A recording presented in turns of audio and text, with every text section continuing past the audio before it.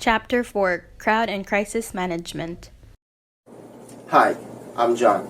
Today, we'll be talking about crisis management, specifically its definitions, characteristics, and the types of crisis. Crisis is defined as a sudden and unexpected event that leads to major unrest amongst the individuals at the workplace, which is also called as organization crisis. In other words, crisis is defined as any emergency situation which disturbs the employees as well as leads them to instability at their workplace. Crisis affects an individual, group, organization, or society as a whole. Now, there are three characteristics of crisis. First, crisis is a sequence of disturbing events that harms the organization. Second, crisis happens at a short notice. And lastly, crisis triggers a feeling of fear and threat amongst the individual. So why crisis? Crisis in any organization can happen due to any of the following reasons. First, technological failure and breakdown of machines leads to crisis. Examples of these are the problems in internet, corruption of the software, errors in passwords, all result in crisis. Crisis can also happen when employees do not agree with each other and fight among themselves. Crisis such as this results to boycotts, strikes for indefinite periods, disputes, and so on. The third reason is the violence and thefts and terrorism at the workplace results in organization crisis. Another reason is neglecting minor issues in the beginning can lead to major crisis and a situation of uncertainty at the workplace. The management must have complete control of its employees and should not adopt a casual attitude at work. Even illegal behaviors such as accepting bribes, frauds, data or information tampering can all lead to organizational crisis. And lastly, crisis happens when an organization fails to pay its creditors and declare itself a bankrupt organization. There are types of crisis as well, as organizations can prepare crisis management plans to deal with crises. And the first step is identifying the types of crisis that could affect the business. Crises are of different types and nature and imply different responses and thereby different means of its management. The following are the major types of crisis. First, financial crisis, as the name implies, occurs when the business is hit with the crisis financially. An example of this is a business not having funds to pay its dues, such as paying dividends, interest, making repayments of loans, and etc. Such crises can only arise when the business incurs losses over considerable periods of time or when due to lack of accountability, which loses the consumer's trust, and among other situations. This is handled by mobilizing requisite funds as a short-term solution and in taking major financial decisions such as restructuring, changing business operations, and etc. The second type of crisis is the technological crisis, which occurs as a result of breakdowns in the common scientific and technological tools and appliances that we use in the business. An example would be the servers in Facebook would be overloaded and all the user accounts and details are thereby deleted, then such a crisis will be a technological crisis. The third crisis is the crisis of malevolence. All businesses compete with each other, that's true, but some competitors take such extreme steps that they in fact try to go below the belt and ruin the other businesses for their own success. Crisis that happens as a result of extreme tactics employed by a competitor or a miscreant to ruin the business is known for crisis of includes hacking into another company's server or tampering with their products and data. The measurements or response to these crises is finding the source and minimizing the damage as soon as possible with identifying who perpetrated the crisis. The last type of crisis is the natural crisis. This refers to those that are created as the direct result of a natural event such as a volcano eruption or an earthquake, and etc. These crises are completely out of the management's hands and therefore cannot be prevented unlike the other crises. The crisis management steps include evacuating the area and taking mitigating actions as precautions such as building earthquake-resistant buildings, preparing evacuation plans, and etc. beforehand. And that's the end of our topic with regards to the definitions, characteristics, and the types of crisis. Thank you. Hi, I'm Carmela, and let's talk about crisis in modern society. So public authorities face a variety of crises such as natural disasters, environmental threats, financial meltdown, terrorist attacks, epidemics, explosions, and information and communication technology failures, or ICT failures. Crises are not routine events like fires or traffic accidents, crises, or inconceivable events that often take the politicians, citizens, and reporters by complete surprise.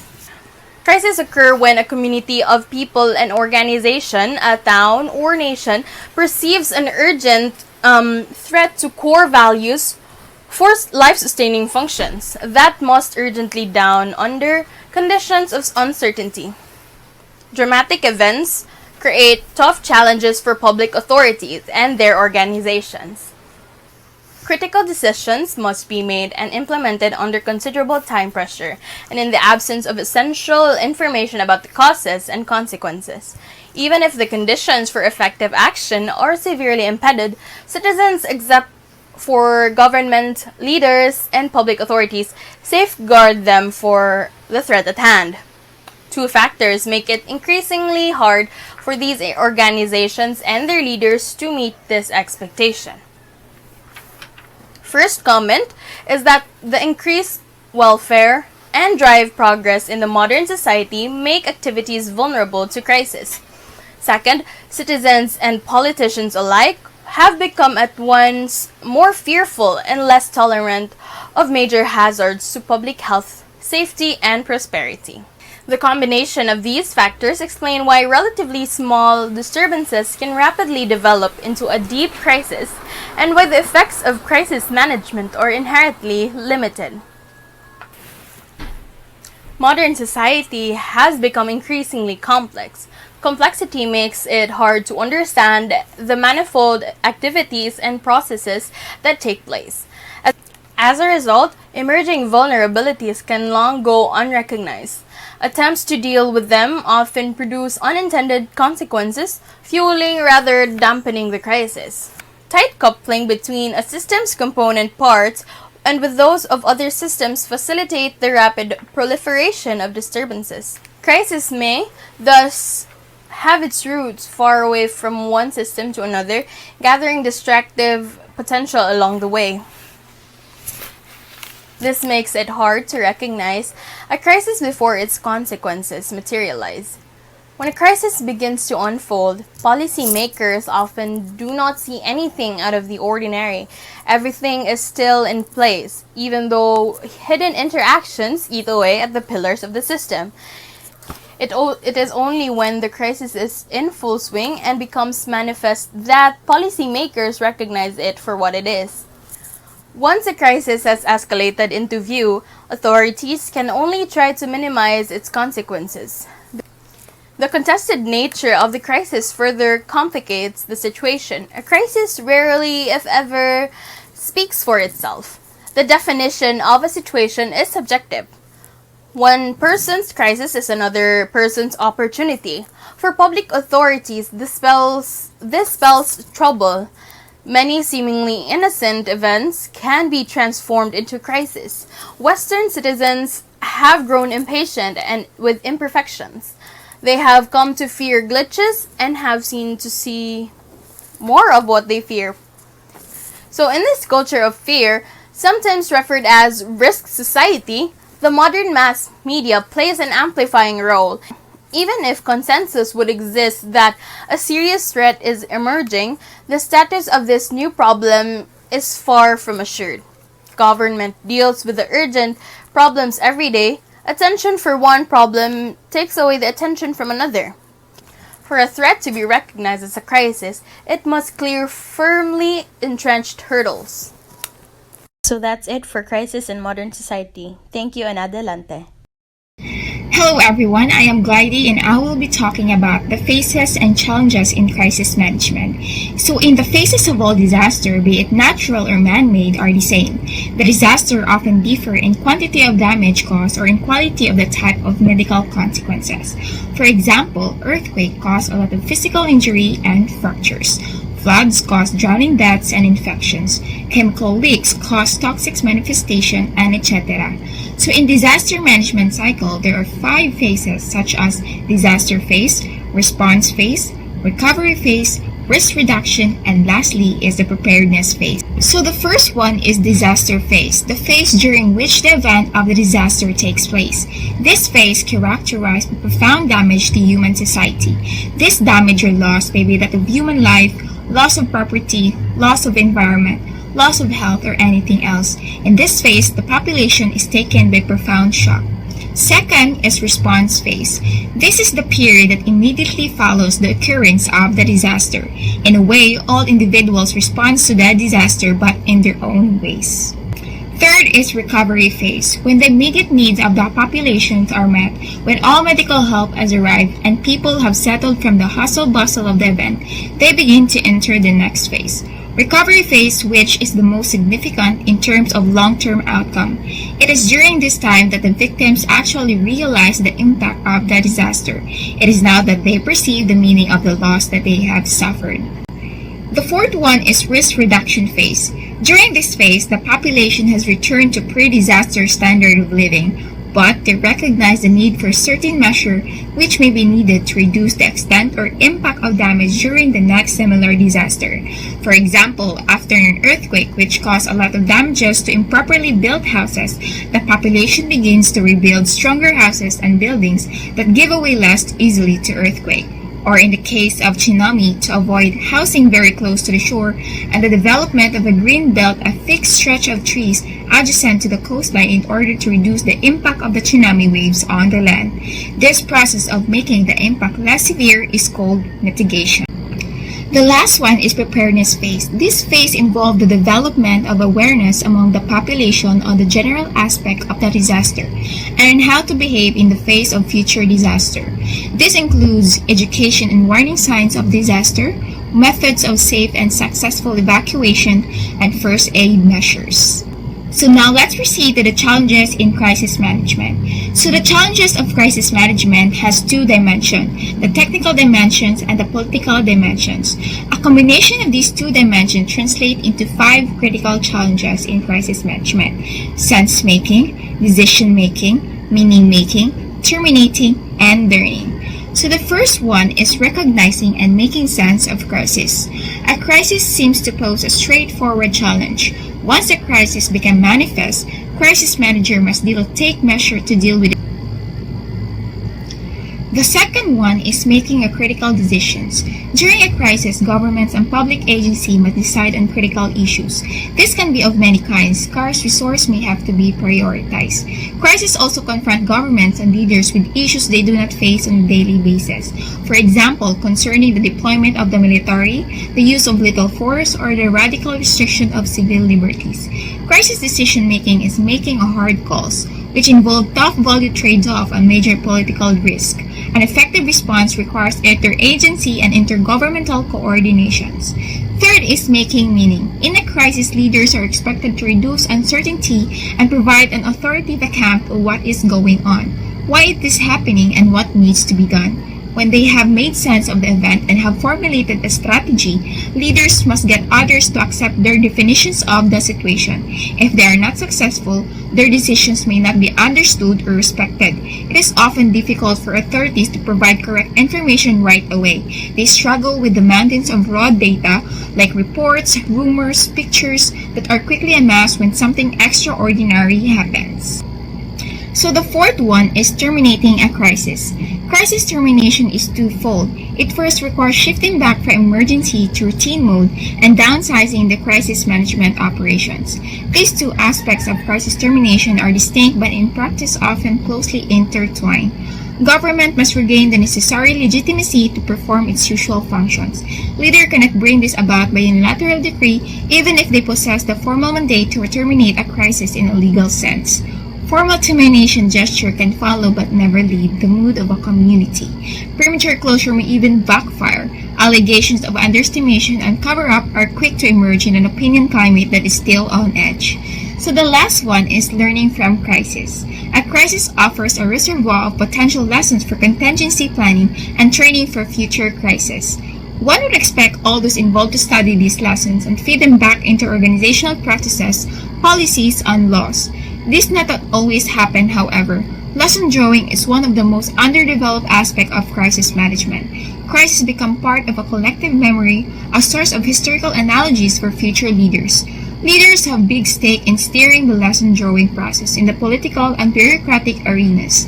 The crucial challenge here is to influence the feedback stream that crises generate into pre-existing policy networks and public organizations. So that's it for the phases and challenges of crisis management. Thank you. Hi everyone, I am Venezuela Teresa Wikoko, and today I'm going to talk about phases and professional activities. The nature of emergency management is highly dependent on economic and social conditions local to the emergency or disaster. Experts have long noted that the cycle of emergency management must include long-term work on infrastructure, public awareness, and even human justice issues. This is particularly important in developing nations. So there are 4 phases that involves disaster management. First is mitigation. This phase attempts to prevent hazards from developing into disasters altogether or to reduce the effects of disasters when they occur. The mitigation phase differs from the other phases because it focuses on long-term measures, reducing or eliminating risk. Mitigation is the most cost-efficient method for reducing the impact of hazards. However, mitigation is not always suitable.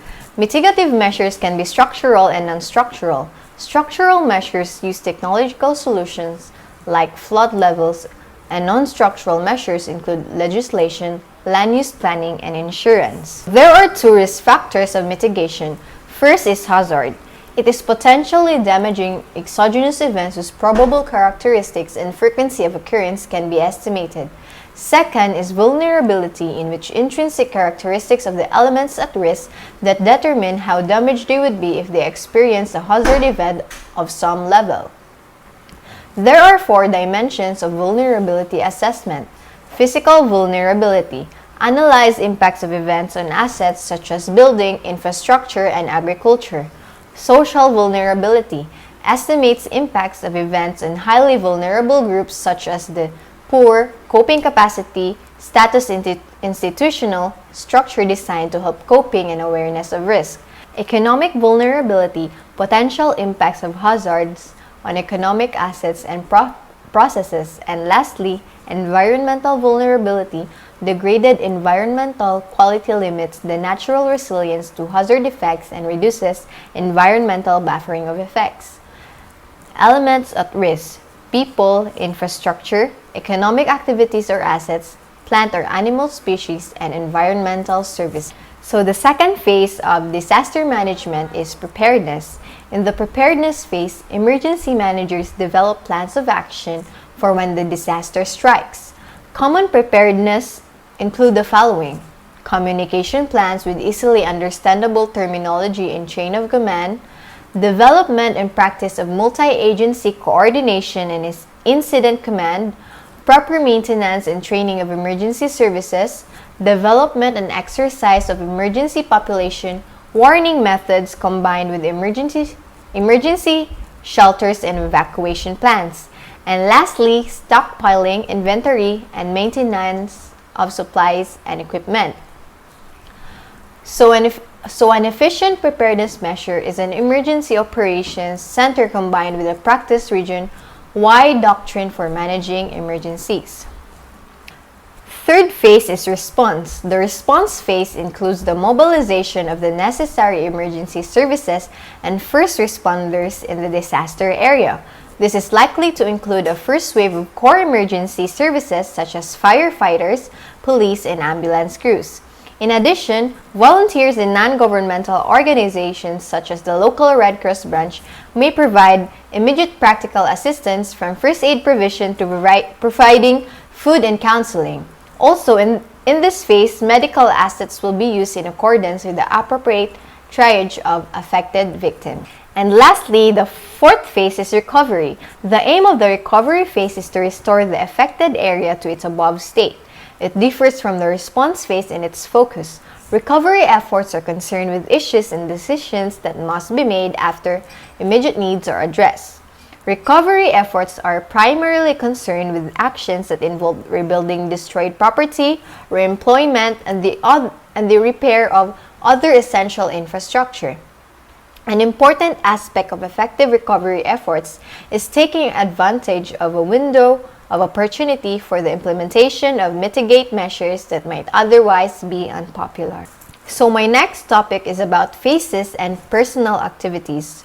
Earlier, I discussed about the phases and professional activities of disaster management. This time, it is more on personal activities when disasters occur. First is personal mitigation.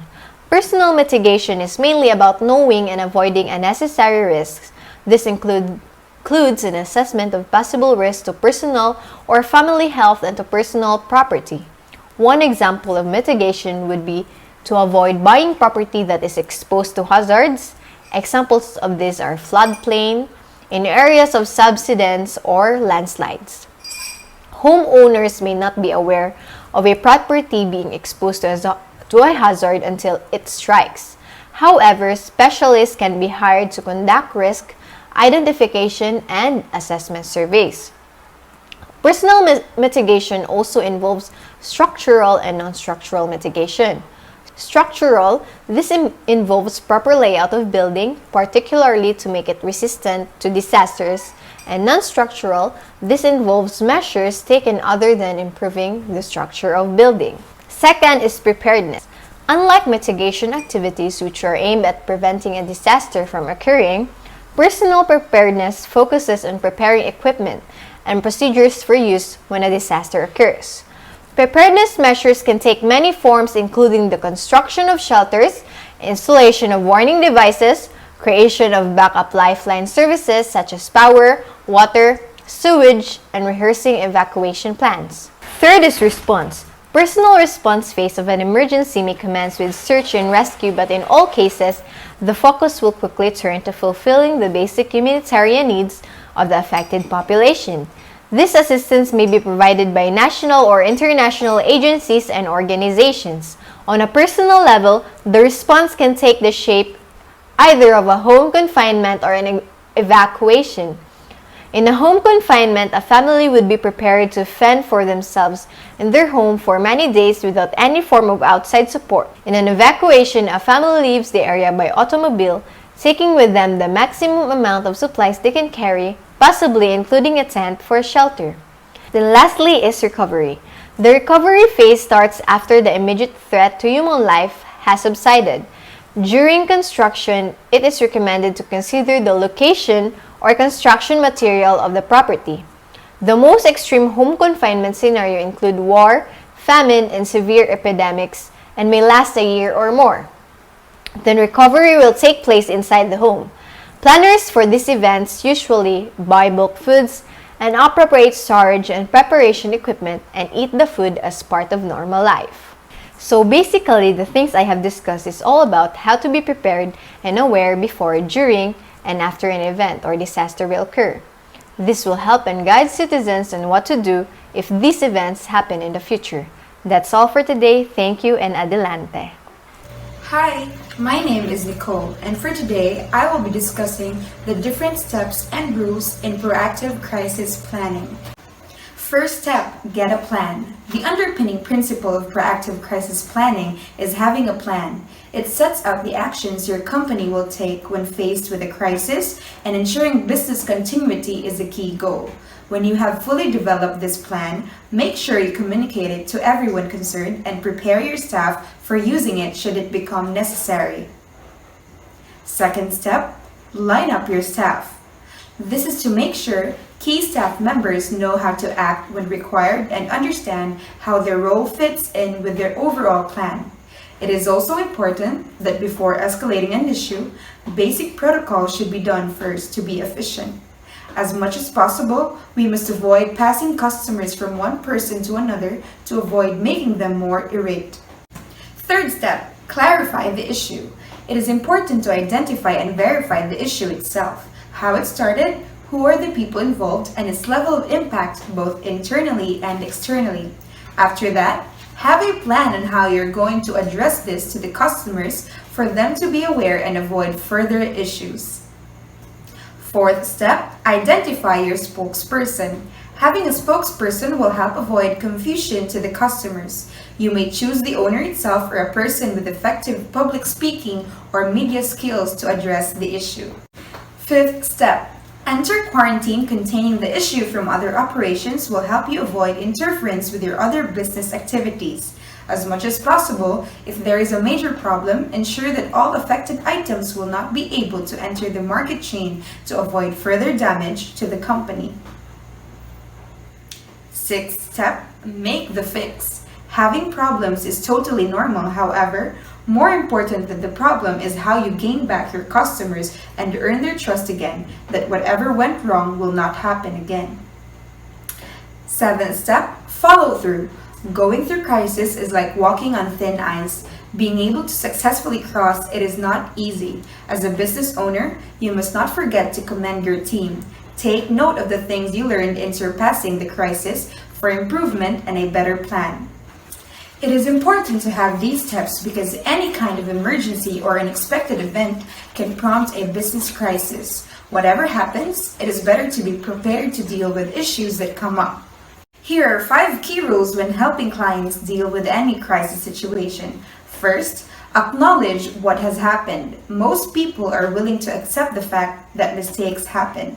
What they would not tolerate is you failing to recognize it.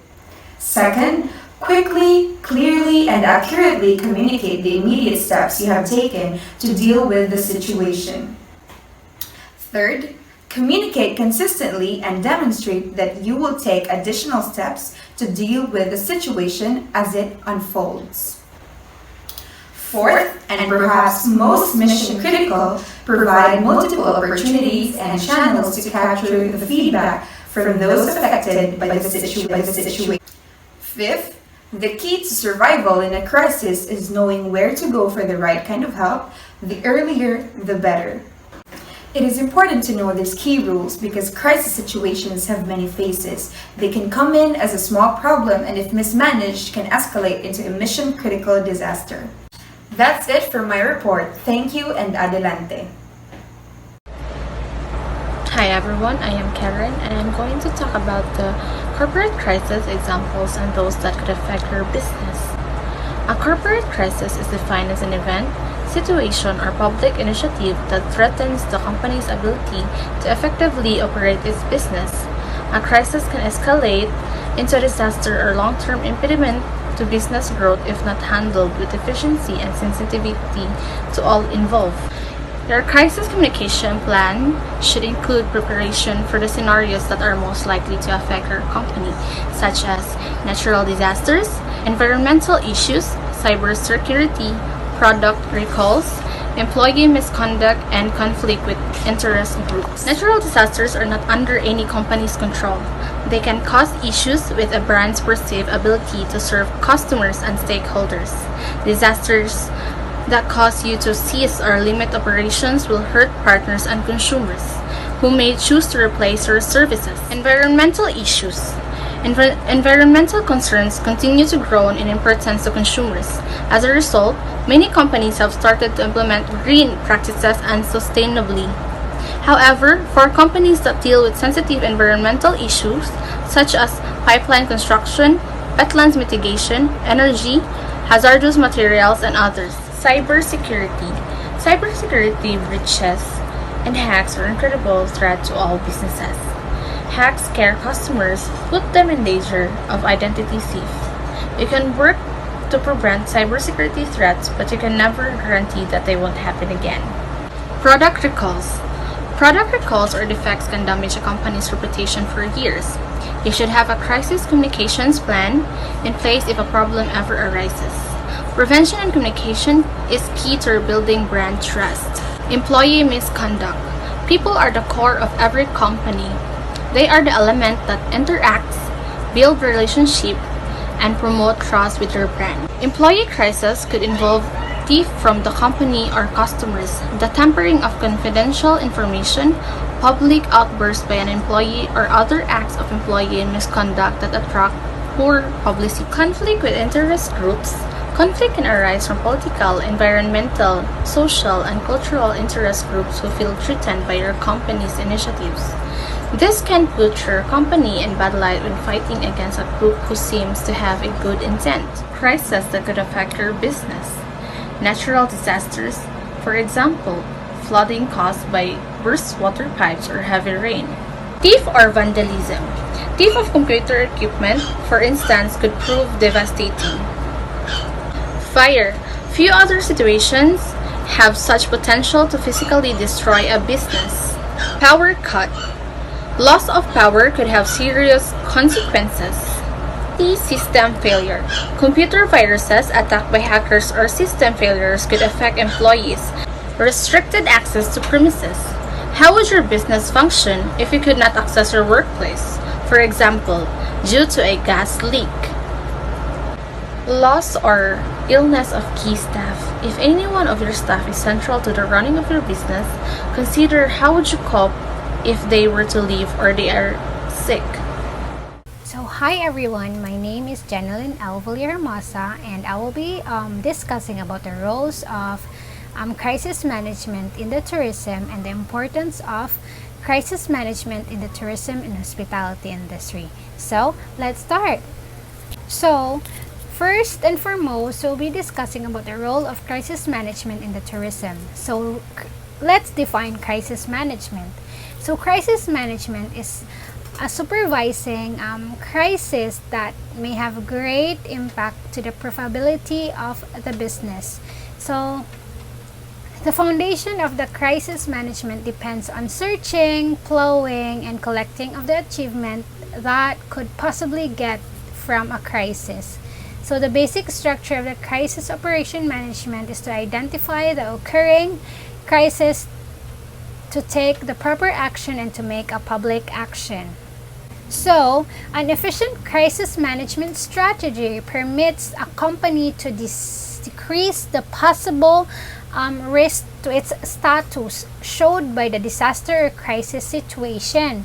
So, this is important since the unsatisfactory managed crisis that result to bad publicity can influence the consumer's perspective of a firm in duration of time or in the future. So, the primary effect of the crisis to any firm and industry is its image, reputation, and capability to function. So, in order to prevent the upheaval, many people need to be conscious of their responsibilities and roles in time of crisis. Moreover, the staff and employees should be aware of the issues that would possibly hit them. So, every crisis receives that attention of the media and as a result draws the interest of the public, specifically from possible tourists. So, financial outcomes, reputation, and the corporate image may be critically weakened by crises. So, firms that is poorly prepared, as well as their destination where clients' safety is confronted by the importance of managing crisis in tourism and hospitality industry. So, the crisis in this industry should be managed with a specific care for different reasons. Most of the companies in the said industry depend on discretionary spending of their consumers. This implies that hospitality and tourism industry firms are very receptive to animosity since the acquisition of the service or product is not essentially valuable to the clients and they can easily let go of. Any aspect that shares to arise in a recognized risk in utilizing a tourism service and product will have a negative effect on the buying behavior of the consumers. This outcome also implements to broad industry crisis. So the main reaction of the tourism and travel-related companies to important recessions in the industry is to negotiate with the government to execute a range of rules to counteract the recession. So, the policymakers are facing with a hard decision of what, if any, ways to take, specifically since the execution of many policy measures is expensive and related efficiency to another different measures. The government is challenged especially by the three problems that are important to any downfall in the tourism and hospitality practice. The first matter of whether the crisis is adequately great to value offsetting measures. The relevant fact includes the scale that reduces in the profit of the tourism and hospitality industry. The recession have resulted to impact across the other segment of the economy and the impacts of welfare of the industry. Second matter is a period of the crisis. If turmoil in the economy is perceived to last longer, even permanently, the company should focus on their attention on lessening the modification cost of the economy advances to the new balance. If the crisis is just short-term in nature, the issue should be shield the economy of is the unfavorable impact of the crisis. The third matter is the issue of the policy's option for implementation. So in this circumstance, the company should examine the related advantages to substitute policies consideration and response or integration of rates of relief and policies in the most cost-effective and increasing income and minimizing the expenditure. So that's it. Thank you and adelante. Hi, my name is Karen Ensho. I am going to discuss about the theories, methods, procedures in crisis management. Crisis management is a part of the strategic methods planning from a firm. The most common issues during a crisis management are fire, labor, accidents, wreckages, economic crisis, and external forces. The tourism and hospitality industry has assumed a proactive method by presenting their relationship between local and national media. Firms should be ready for facing crisis management that are possibly harmful to their reputation. The employees and the management should train according to the development program of crisis media such as brainstorming, media training, planning, audits, and simulation. Go. And for the procedures, the use of resources and time strategies, management should have the development of a project plan provided by the firm, high-skilled employees, and well-educated employees. Go. The fast recognition of problems before the project is applied is advantageous not only because it avoids worse business impacts from occurring, but this also helps the operation and guarantees the length of the crisis management project. So that's it for the theories, methods, and procedures. Thank you for listening. Bye! Hi, I'm Chris Everson Cabigon. I'm going to talk about the modeling travel and tourism in the wider economy. The impacts of the 9/11 attack in the New York and the related effects to the different policies on the tourism and hospitality industry can be analyzed on the U.S. economy. The 9/11 happened on September 9, 2001, coordinated by a terrorist group which caused huge damages in the U.S. economy. Flows in the tourism and hospitality is based on the demand of the private households, both resident and domestic travels. Some are for business purposes, purchasing products for tourism and travel use. Also, they intend to formulate this model so that the changes that are modeled do not affect international capital flows and they accept all income tax and invest it on the tourism and hospitality industry. So that's it about the modeling travel and tourism in the wider economy. Hello, I am Sean and I will be talking about the potential management pitfalls. So the execution of crisis management is very important in business development. On the other hand, the process of the implementation is not easy. One of the probable effects of implementing the crisis management is the notion that such management does not generally lead to 100% success because it does not really follow an orderly and linear process, causing the firm to go through stressful and chaotic procedure. The crisis management can be perceived as a trial and error practice that requires the constancy of changes and improvements. In most situations, the application of this crisis management is only focused on the professionals rather than the employees who will employ it. In this scenario, it is essential to take note that crisis management should get their personnel to get involved in the company, basically because they will be the ones who will be operating towards the success of the crisis management. Another problem to focus is that the crisis management does not usually need to transform in management compensation. The company should also consider the transition of its investments in crisis management. So unless the company does something to encourage or involve their employees and team players, they will not give the concept of quality seriously, since the company does not really involve their own employees. So next, we're going to talk about the risk management.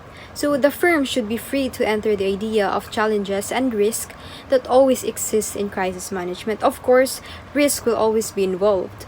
Therefore, it is necessary for the firm to motivate its people to improve on the other options that will counteract the problems.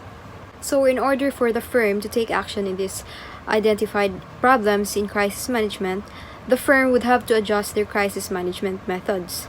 So one crisis management techniques that can be implemented is using the monitoring system of employment. So through this monitoring system, possible causes of problems can easily be identified. It is essential that the members of the workforce can actively participate in these crisis management practices. In this effort, there is an important regularity, and there should be a definite monitoring schedule that should be followed closely. So next procedure is the feedback system implementation. In this procedure, the team will be designated per unit of the company. It is the task of the leaders to take notice of the enhancement of the quality systems through receiving the feedbacks. So the feedback systems then permits the quick resolution of quality issues even when observing scheduled procedures. So next, we will be talking about the negative events in tourism. So the occurrence of crisis can be traced back to the onset of certain negative events. So interference potential. So what is interference potential? That is to say, events which lead to the plans of the company going unfulfilled and negative events occurring instead. Noticing negative events. So negative events must be realized, and in order to cause an effect, they must be experienced directly or at least communicated in terms of primary and secondary experiences. Because experience shows that direct perception is of minor importance. The analysis of the communication of negative events is given importance here as well as to those participating in the communication process. So regarding the forms of communication, it is normally possible to distinguish direct communication, which takes place between people on personal level, and mass communication. The central characteristic feature of which is the involvement of technical media. The latter occupies a central position for bridging the gap between the wider environment and the recipient of the news. So the recipient's family, friends, and acquaintances are described as being part of the closer environment, whereas the wider environment is characterized by groups, organizations, social stratum, etc., to which the recipient belongs. So as we all know today, mass media on average is used more than 5 hours a day. So within the communication process, the mass media fulfills two fundamentally different functions. So the first function is the conveyance of information, and the second is the changing of attitudes. So changes of attitudes. So an attitude is commonly understood as person's seen and relatively stable readiness to behave more or less consistently towards an object or situation and opinion. Dissemination influence variables. So various factors exert influence over the dissemination of an event by the media. It is important that the news communicates something new. Of course, it should be new, or else the audience will be bored of having the same topic again and again. Also, it must be topical or relevant and deal with an event of a value. So as a result, newsworthiness could be spoken of and implies, therefore, that the event must be of an interest from the point of view of the recipient. It is indeed clear to see that the interests of these recipients are of an extremely differing nature.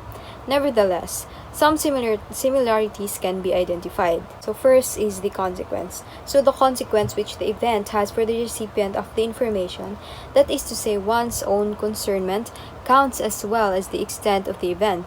That means the scope of those primarily affected as news value. Both can be summarized to describe the significance of the event. And due to the significance, it is possible to differentiate between soft and hard news. So while hard news places the aspect of the information at the fore, soft news fulfills the recipient's entertainment news. So next is the proximity of the event, or the geographical proximity. So the proximity of the event to the recipient is also an important criterion when assessing the value of the news. So, proximity stands for the location of the event and for the importance of the information for the recipient. So, this means that the news should be somehow relevant to the location of which the event happened. So, next is cultural proximity. So, of course, the news should be also somehow relevant to the culture that is present in the location of the news. So next, and one of the most important factor, which is the psychological proximity. This is understood as the event's relationship to the recipient's realm of experience. It is this factor which has particularly significant consequences for tourism. So of course, even the human emotional aspect determines the values of the news. Some examples of a number of factors which determine the value of an event are drama, tension, romance, love, sex, humor and fun, adventure and risk, sympathy, tragedy, prominence, age, curiosity, struggle and conflict. And for soft news in particular, it is the triggering of emotions which determines interest in the news. The terms of reference which are developing over a longer period of time contribute to the selection of events. Journalists and other groups from social environments see current events, which can be the object of the news coverage. In the context of cognitive scheme, made up of previously collected knowledge and existing attitudes. So the correspondence to this finding of behavioral science according to which man's ability to understand relationships and the essential characteristics of situation determine the selection of environmental signal. So according to Lemon, risk assessment and the readiness for risk acceptance is not only a physiological but mainly a social problem. We behave as it is expected by the relevant reference groups or as we, whether in accordance with or against the general opinion, are socialized. So what is risk acceptance? It is the assumption of a risk, typically because its risk-reward profile is attractive and within your risk tolerance. Consumer interest. So, consumer interests are clearly at the fore in the definitive value assessment as they determine with their consumption, respectively, their purchase of the news, the economic success of the news supplier. So, of course, the mass media will influence or trigger the human emotions that will change the views of the recipient. However, this effect is only superficial and temporarily limited. According to the strengthening hypothesis, the mass media confirms and strengthens existing attitudes and opinions by means of conveyed information. It's because the recipient extensively avoids contradictions. He or she not only selectively takes on the numerous pieces of existing information, but also assess them selectively. So thus, news information presented through social media has an effect on attitudes, especially if information is sought for opinion forming or opinions are formed for the first time. So, a continuation of the strengthening effect approach is the agenda setting approach, which is dominant in media research. Accordingly, by making certain events a subject of discussion, the media decides whether there is a place for them in public discussion. So, the media generates awareness and a certain influence on the selection of topics open for public debates. So, how far they bring about concrete changes in attitudes and opinions depends on a number of factors. So what is important is that they trigger a process of information search, especially when dealing with topics of personal relevance. Therefore, the recipient uses a number of information sources and, as explained by multi-stage communication process, uses both the means of personal and media communication. So the globalization of communication services is one or ultimately responsible for events that once selected have quasi-unlimited audience. So globalization means that another phenomenon can be observed that is of significance for tourism. An increased possibility to communicate a negative event worldwide causes the probability of events to increase where publicity is sought. On the other hand, the location of news reporting contributes to the detection of events to which no attention was previously paid to. Above all, when there is a news vacuum, This can spread in kind of a snowball effect until larger media picks them up. It should be therefore be assumed that once negative events occur, they are difficult to hide, which makes it necessary for every responsible entrepreneur to understand the functions and how to deal with them. So again, I'm Sean, and that's it for my report, the potential management pitfalls and the negative events. Thank you. So in summary of this chapter, the tourism is a sensitive industry and could be influenced by change, especially political changes, epidemics, or natural disasters. Therefore, crisis management in tourism is an art of manner with such events. Crisis management in tourism context refers to the planning and performance of processes directed towards managing the bad effects of crisis and disasters on tourism. It also addresses the tourism's potential opportunities for the progress in system and procedures. Disaster tourism is the practice of traveling to areas that have recently experienced natural or man-made disaster. Individuals who participate in this type of travel are typically curious to see the results of disaster and often travel as part of an organized group.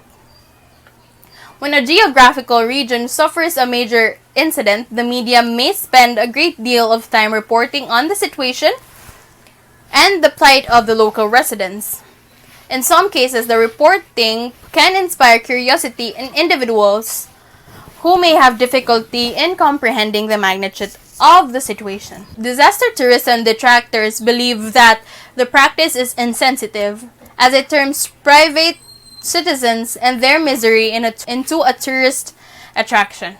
The citizens are not compensated directly for their participation in the attraction and typically do not give their permission to be photographed or observed by tourists. Financial crises occur when the business is hit with crisis financially.